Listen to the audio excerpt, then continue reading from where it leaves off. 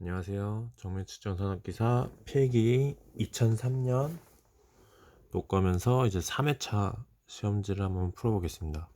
먼저 이제 앞선 동영상과 동일하게 20문제씩 한번 영상을 찍어 보겠습니다. 이번엔 좀 깨끗한 시험지를 찾아서 한번 풀어보도록 하겠습니다. 1번 정밀 측정의 디지털화에 관한 일반적인 설명 중 오바른 것은,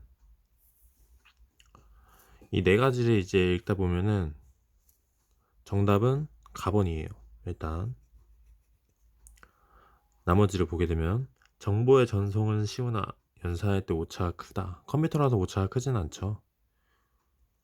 읽음과 기록은 간단하니 측정 시간이 많이 소요된다. 컴퓨터라서 빠르죠. 측정의 다중화 작업이 어렵다. 컴퓨터라서 가능하죠.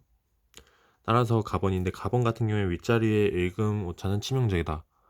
우리가 계산도 정확히 나왔는데 이제 읽는 거를 잘못하면은 엄청나게 치명적이겠죠. 그래서 따라서 답은 가번이 되겠습니다. 다음, 계측장치 중 후퇴 오차를 갖지 않는 것은, 이 후퇴 오차라는 게 이제 흔히 이제 백래시 오차라고 하는데, 앞으로 갔다 뒤로 갔다 이제 그런 말이죠. 내가 측정을 앞으로 가서 측정을 했는데 다시 돌아오면서 측정을 했을 때 값이 이제 다른 거를 이제 흔히 후퇴 오차라고 하는데, 다이얼 게이지, 지침 측미기, 실린더 게이지 같은 경우에는 그렇게 속하겠죠. 하지만 만능 측정기가 이제 생긴 게 후퇴 오차를 가질 수 없는 생김새를 지녔기 때문에 만능 측정기가 정답이 되겠습니다. 자, 참값을 루트 2로 하고 측정값을 1.4로 한다면 오차율은 몇 프로인가? 이제 오차라는 개념을 이제 좀 많이 헷갈려요. 저희 이제 주변 사람들 보면 오차는 측정 빼기 참값이에요. 자, 그러면은 몇이냐? 이제 측정값이 1.4고 참값이 루트 2. 이게 오차가 되겠고, 요게 다시 참값으로 나누고 유리니까 곱하기 100을 해주면 정답이 나옵니다. 자, 따라서 정답은 나번이 되겠어요. 그래도 혹시 모르니까 한번 계산을 해볼게요.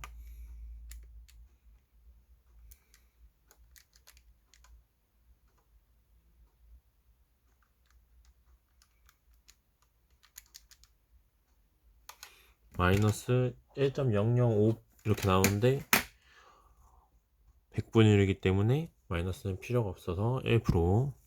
4번 검사용 게이지 블록에 검사나 조정에 사용되는 게이지는, 검사용 게이지 블록, 이것보다 한 단계 높은 거는 표준용 게이지죠. 다음 중 내측을 검사하는 게이지가 아닌 것. 플러그 게이지 내측 맞고, 홈 테스터는 처음 들어보네요. 일단 그리고 넘겨놓고, 픽스처 게이지 같은 경우에는 픽스처 게이지가 이게 고정하는 용도로 쓰이는 공작물인 걸로 알고 있거든요. 따라서 얘는 검사하는 용도가 아니겠네요. 라번. 음? 자, 사인바로 각도를 측정할 때 몇 도로 넘으면 오차가 심하게 되는가? 이거는 이제 따로 이렇게 제가 검증은 따로 안 해봤는데 배웠을 때는 45도였습니다. 이게 30도랑 45도랑 많이 헷갈리는데, 웬만하면 30도 내외로 측정하고 45도를 넘어가지 말라고 해요, 대부분. 자, 직립 드릴링 머신의 테이블 윗면에, 머신의 테이블 윗면에 진직도를 검사하는데 가장 적합한 것, 가장이에요. 가장. 다이얼 게이지로도 뭐 하라고 하면 할 수는 있겠어요. 인디게이터, 정밀 수증기, 직각 정규. 이제 보통 이제 진직도나 이제 평면도 같은 거 이제 볼 때는 거의 대부분 수증기를 사용하는 걸로 알고 있죠. 그래서 따라서 답은 정밀 수증기. 자, 8번 20도에서 길이가 200mm인 부품이 30도일 때 얼마나 팽창하겠는가? 이게 기본적으로 기본 문제 중에 기본 문제 같은데, 열변형이죠. 우리가 열변형의 선팽창 계수가 이렇게 주어지고, 이게 이제 흔히 알파라고 하고, 그리고 온도 변화, 표준 온도에서 얼마나 온도가 변했냐, 델타 T, 그리고 20도일 때의 길이 L. 따라서 이걸 계산하면은 200, 델타 T는 10이겠고 길이라서 의미가 없어요. 마이너스 5, 210 그리고 24 곱하기 10의 마이너스 6승을 집어넣어서 계산을 하면 되겠습니다. 계산을 하면 48 마이크로미터가 나오네요. 자, 9번 정확도는 좋으나 정밀도가 좋지 않은 것. 정확도라는 것은 뭐고 정밀도는 무엇일까요? 요 그래프를 보게 되면은 이게 이제 흔히 이제 정확도 이게 아니구나. 이게 아니고 요게 정확 정밀도가 다 좋다고 표현을 하죠. 이 그래프가 정확도는 얼마나 정답에 이제 많이 분포해 있는 건데 이제 정밀도 같은 경우에는 이 여기에요. 얼마나 많이 솟았냐.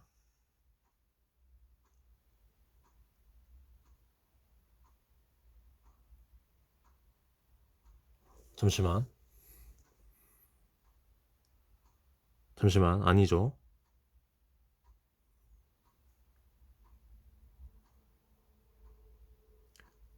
이 이렇게 생겼으면은 여기 기둥이 얼마나 모여 있냐고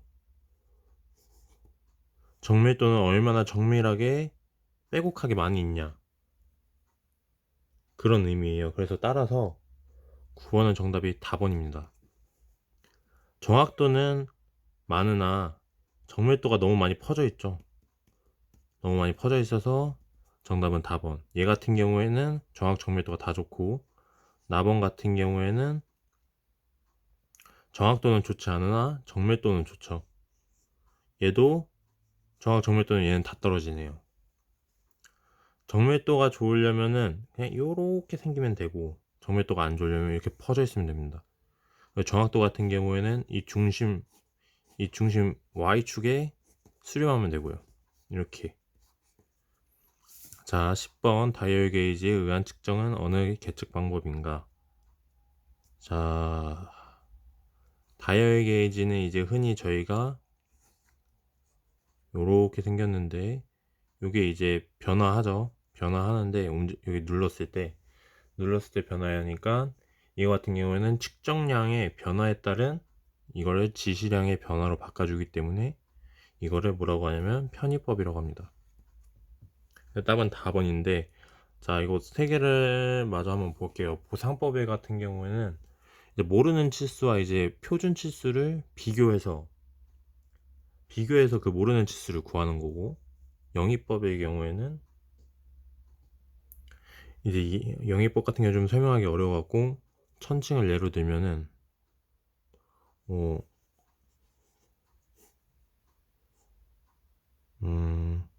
이렇게 생긴 뭐 천칭이 있다고 하면은 여기다가 어떤 걸 놔요. 뭐 표준 치수 같은 걸 넣고 여기다가도 측정물을 넣고 여기 0에 가까워지게 만들어요. 그 지침이 0에 놔두고 그래서 서로 이제 맞으면은 그렇게 해서 구하는 걸 제가 알기로는 영위법으로 알고 있습니다. 이거 좀 설명하기가 좀 까다로운 것 같아요. 그리고 치환법의 경우에는 이제 이중치환 뭐 그런 방법이 있는데 이거 같은 경우에는 같은 측정기 안에 내가 구하려고 하는 측정물을 넣고 이제 그 값을 구한 다음에 그걸 빼고 다시 그거에 상응하는 이제 표준 치수를 넣어서 똑같이 구한 다음에 그거를 이제 그런 차이를 이용해서 구하는 걸로 알고 있습니다. 치환법은. 자, 11번.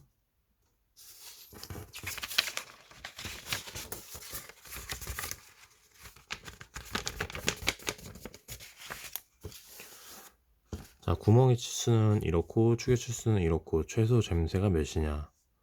이제 최소라고 했기 때문에 그리고 젬새라고 했기 때문에 구멍은 커야겠죠. 축은 작아야 되고 따라서 구멍 요런 치수랑 축의 작은 치수 요 치수를 계산해 주면 됩니다. 차이를 딱 보니까 뭐 0.01인 것 같네요. 자, 공기 마이크로미터의 장점이 아닌 것은 배율이 높죠. 정도가 좋고요. 측정력이 작고 전용 측정부가 필요 없기 때문에 다품종 소량 생산에 주로 사용한다. 공기 마이크로미터 같은 경우에는 대량 생산에 주로 사용하죠. 이제 흔히 하프 판정하는 데도 쓰이고 이제 뭐 내경 측정하는 데도 쓰이지만은 다품종 소량 생산이 아니라 소품종 대량 생산이죠. 따라서 답은 4번. 다음 중 중간 끼워 맞춤을 올바르게 설명한 것은, 중간 끼워 맞춤 경우에는 이제 양쪽 다 된다는 뜻이에요. 그래서 따라서 억지 끼워 맞춤, 헐거운 끼워 맞춤, 그리고 틈새가 있는 끼워 맞춤 아니죠. 따라서 답원입니다. 억지 또는 헐거운 끼워 맞춤이 돼야 됩니다. 둘 다 돼야 하기 때문에 답은 답원. 2급 수증기에서 밑변거리가 150mm이고 기포가 내 눈금 이동했을 때 높이차는 얼마인가? 자, 이거 같은 경우에는 보면은 이제 우리가 1급은 몇이고 2급은 몇이고를 알아야 돼요. 1급은 0.02mm/m고 2급 같은 경우에는 0.05입니다. 그래서 저는 어떻게 구하냐면, 지금 2급이라고 했으니까 0.05고 이게 1m일 때 변동하는 차이예요. 따라서 지금 150m니까는 0.05에 내 눈금이고 내 눈금을 곱해주고 여기에 1000분의 150.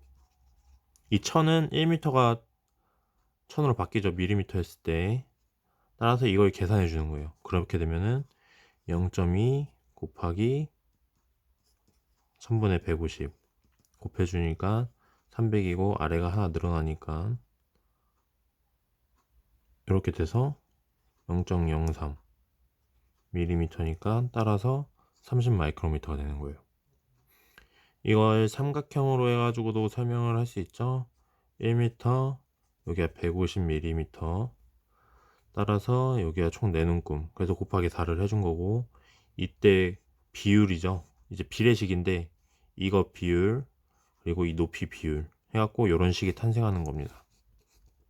기본적으로 이제 1급 수증기, 2급 수증기가 이제 각도가 몇 도고 이제 그 길이가 몇인지를 기본적으로 알고 있어야 돼요. 문제 풀 때. 표면 거치기의 측정에서 촉침식 측정기의 측정 시 주의사항으로 잘못 설명된 것은, 측정 방향은 반드시 가공 방향과 기능을 고려해서 해야 된다. 이거 맞는 말이고, 어떤 식으로 맞는 말이냐면, 만약 표면 거치기를 측정하는데 요렇게 돼 있고 결이 요렇게 돼 있으면은 저희가 만약 선택하는 거에 따라서 침이 깨질 수가 있어요. 그래서 이거의 경우에는 매우 중요합니다. 또한 이제 픽업이 측정면에 대해서 평행으로 움직이도록 설치해야 된다. 픽업이라는 걸 좀 찾아봤는데 감응기라고 표현을 하더라고요. 그 촉침이 이렇게 있으면 여기 위에 달려갖고 같이 움직이는 걸로 알고, 그리고 픽업이 뭐냐면, 그래서 얘가 이제 움직이는 거에 따라서 얘의 변이량을 이제 화면에 표시해줘서 거치기를 알아내는 거예요. 따라서 얘는 측정면에 대해서 평행으로 움직여야 되죠. 측정 동주 사고를 방지하기 위해서는 픽업을 고정해야 되죠. 그리고 고정밀도 측정임으로 가장 신경을 쓰는 것은 진동보다는 온도와 습도이다. 거치기는 진동이 매우 중요합니다. 조그만 진동에도 거치기가 엄청나게 달라지기 때문에 따라서 답은 4번. 자, 16번 공구 현미경에서 작은 구멍의 중심 사이 거리 측정에 사용하는 부속품은, 어제 봤던 시험지랑 동일하죠. 이중상 자반경입니다. 작은 구멍 두 거문 간의 거리 측정은 공구 현미경에서 이중상 자반경입니다. 이거 보면 쉽게 외워져요. 3천 측정기에서 구멍의 진원도 측정 시 요구되는 최소 측정점, 진원도예요. 구멍 같은 경우에는 3점으로도 측정이 가능하지만 기하공차 출력하려면 플러스 1점이 필요해서 따라서 답은 4번입니다. 이게 정답지에서는 가번으로 되어 있는데 옛날 문제여갖고 좀 다른 것 같아요.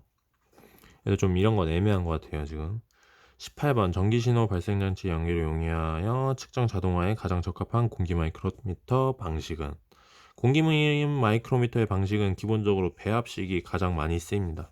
따라서 답은 가번. 19. 편심을 측정하여 편심 측정기에 다이얼 게이지를 설치하고 시료를 회전하였을 때 최대 지시값과 최소 지시값의 차이가 0.164 mm의 TIR을 얻었다면 편심량은, TIR은 뭐 토탈 인디게이터 뭐 리딩 값이라고들 흔히 하죠. 하지만 지금 편심 측정기 같은 경우에는 이게 반경법이라서 이거를 반으로 나눠줘야 돼요. 그게 편심량입니다. 따라서 0.164를 반으로 나눴더니 답은 0.082mm. 자, 20번. 나사의 유효경을 측정하는 방법 중에서 가장 정고다? 뭐 정밀도 뭐 그런 것 같죠. 정밀도가 가장 높은 방법은, 나사의 유효경에서는 이제 공구현미경, 나사 마이크로미터, 투영기, 삼침법이 있는데 가장 정밀한 거는 삼침법입니다.